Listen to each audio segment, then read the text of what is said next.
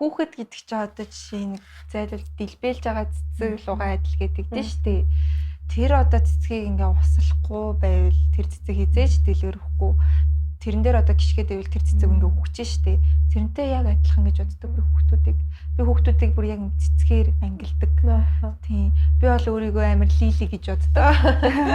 Амар эмэгтэйлэг мөртлөө амар том. Амар ягаан мөртлөө ингээд бүх эмэгтэйчүүдийг амар өөртөө татдсан мөртлөө лилиг харахад л бүх хүмүүс амар инээдэн бүрээл хөвгөлтэй болол тийм байдаг. Тэгэл яг хүүхдүүд яг л адилхан цэцэг шиг тэр хүүхдүүдийг услаа л байвал тэр хүүхэд дэшээ гараал.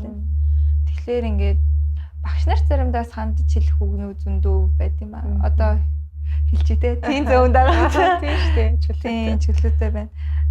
Таны хүүхдийг яг өөр багш тэгж ивэл та юу хийсэн бэ гэд би яг асуумаар байдаг.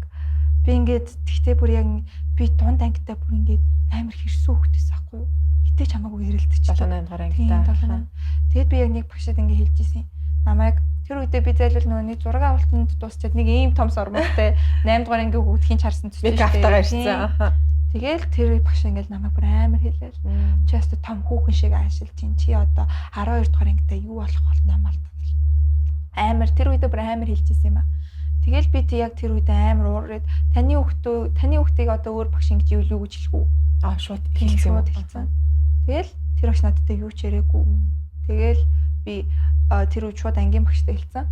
Энэ багш намайг ингэж юм. Би бас тэр үед бас жоохон хотлоо ирэхээ мэдгүй байж. Миний эрхийг зөрчлээ мөрчлээ гэж ингээд амар хэрсүү байсан. Тэгэл тэр багш ер нь харахны бүх хүүхдүүдтэй тэгэж аашилдаг байсан.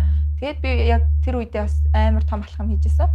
Ивент эдгэгч Батга эмчилгээ, арьс арчилгааны брэнд Biamon Anti-Acne